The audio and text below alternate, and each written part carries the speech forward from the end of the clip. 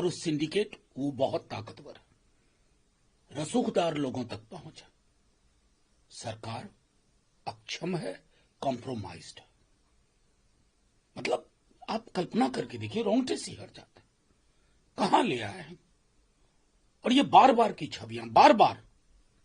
इसलिए लगातार जो नेता प्रतिपक्ष कहते हैं फल फूल रहा है ये उद्योग के रूप में, इट्स एन इंडस्ट्री। सिंडिकेट जो है ये एक इंडस्ट्री का हिस्सा हो गया है, सब कुछ अंडरग्राउंड। इस सिंडिकेट को संरक्षण कौन दे रहा है? जाहिर तौर पर सत्ता के सबसे रसूखदार लोग, ब्यूरोक्रेट, पॉलिटिशियंस। ये पूरा नेक्सस है, ऑपरेटिव फ्रेमवर्क है इसका। और नुकसान क्या हो रहा है? गरीब लोग मारे जा रहे हैं। शराबबंदी के नाम पर आप गरीबों को उठा करके जेल में भंग देंगे, ताड़ी के नाम पर बंद कर देंगे। तो ये जो एक पूरा का पूरा जो मैं कह रहा हूं फसाड है, इसको एक्नॉलेज करिए। इससे मुकम्मल अंजाम तक लड़ाई को ले जाइए, नहीं तो ये हादसे होते रहेंगे, प्रतिक्रिया देकर के तीसरी हो जाएगी। कनाडा के प्रधान कर रहे हैं कि उनके पास एविडेंस ऐसा नहीं है भारत के खिलाफ निज्जर किलिंग को लेकर, कोई हार्ड प्रूफ नहीं। उन्होंने कहा मैंने कोई हार्ड प्रूफ दिया नहीं। जो भी कहें वो कई लेवल पर एक्सपोज भी हो रहे हैं, लेकिन हमारे लिए चिंता जस्टिन ट्रूडो नहीं है। हमारे लिए चिंता है कि भारतवर्ष पर, और मैंने तब भी कहा था, मैं चाहूंगा कि हमारी सरकार एविडेंस बाय एविडेंस हर चीज को का जवाब दे, क्योंकि मैं देख रहा हूं कुछ वेस्टर्न नेशंस इसको अलग नजरिए से देखने की कोशिश कर रहे हैं। सरकार से अलग चीज हुआ करती है भारतवर्ष, ये सिविलाइजेशनल एंटिटी है। इस पर आप कोई भी आरोप लगा करके you can't get away with it. इसलिए हमारी सरकार के समक्ष एक बहुत बड़ी जिम्मेवारी है। और मेरी चिंता यह है कि एक व्यक्ति जो हिंदुस्तान के किसी जेल में बंद है, उसका इंटरनेशनल प्लेटफॉर्म पे नाम आ रहा है। सरकार एविडेंस के साथ इन सब को एक्सपोज करे जो हम पर आरोप लग रहे हैं। नायब सिंह सैनी दूसरी बार, तीसरी बार बीजेपी की आज सरकार बनने जा रही है। एनडीए के तमाम नेता शपथ ग्रहण के लिए नहीं, बहुत बहुत शुभकामनाएं। नायब सिंह सैनी साहब को सदन में साथ थे, मैं जानता हूं, और जो वादे किए थे वो पूरे करें। हरियाणा बदलाव चाह रहा था, वो संभव नहीं हुआ, तो अब अपनी कार्यशैली से ही ये बदलाव सुनिश्चित करें, ऐसी शुभकामनाएं। और सुप्रीम कोर्ट एलजी को कहा है कि आप पर्सनली इस चीज का एफिडेविट फाइल कीजिए कि 2024 के फरवरी में दक्षिण दिल्ली में जो इलीगल तरीके से पेड़ काटे गए उसके संदर्भ। देखिए, ये बहुत गंभीर मसला है, इस पे पर्दादारी बहुत है, और चूंकि पर्दादारी है तो मैं चाहता हूं कि सब कुछ दूध का दूध पानी का पानी हो सामने।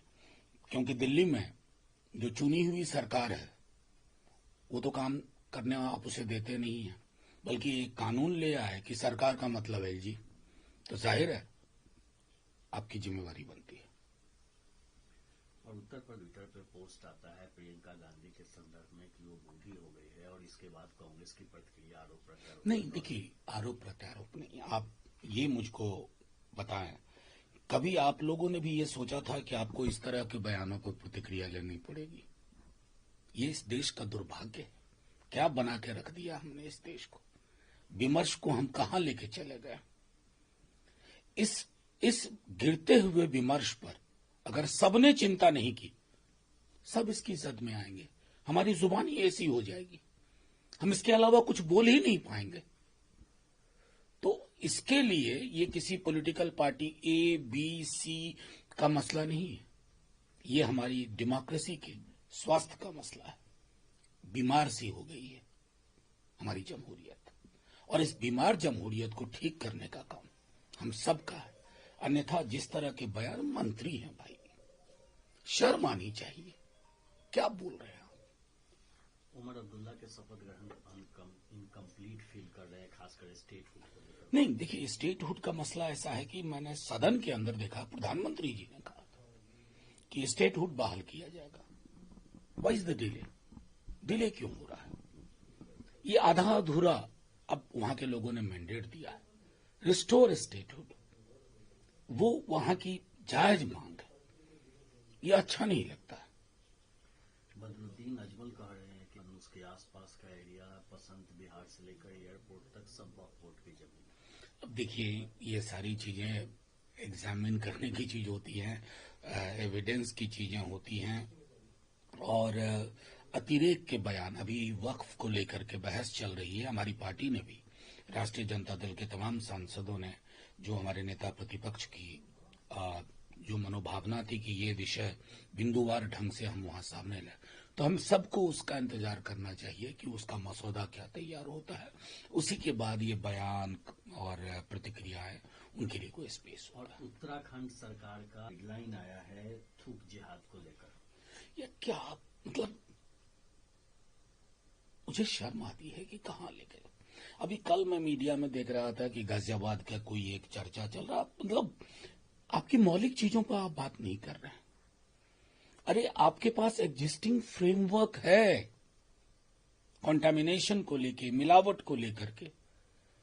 सरकार लोग चुनते हैं कि नौकरी पे क्या नजरिया है, कितनी नौकरियां दोगे, भुखमरी से कैसे डील करोगे, महंगाई से कैसे डील करोगे। 24 घंटे इसी में लगे हुए, थूक जिहाद, फलाना जिहाद, चिलाना जिहाद। अरे सबसे ज्यादा आपके अंदर है, इसको साफ करिए। प्रधानमंत्री जी चलाते हैं ना स्वच्छता अभियान, तो पारिस्थितिक स्वच्छता अलग चीज होती है, मानसिक स्वच्छता की आवश्यकता है। इनमें से अधिकांश हमने इस देश को, विमर्श को हम कहां लेके चले गए।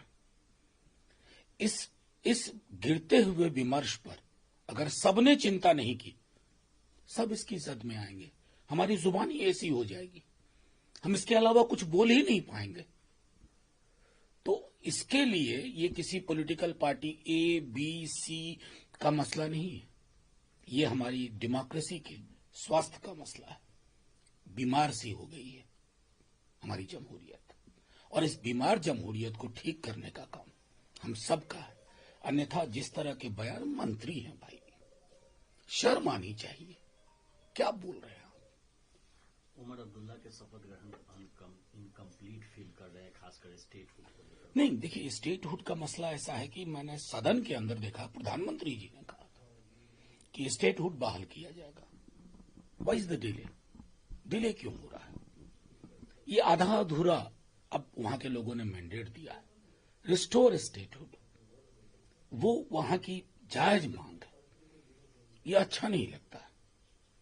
बदरुद्दीन अजमल कह रहे हैं कि उसके आसपास का एरिया, पसंत बिहार से लेकर एयरपोर्ट तक सब वक्फ की जमीन। अब देखिए, ये सारी चीजें एग्जामिन करने की चीज होती है। न्यूज नेशन अब व्हाट्सएप पर खबरों के ताजा अपडेट के लिए न्यूज नेशन के इस QR कोड को स्कैन करें।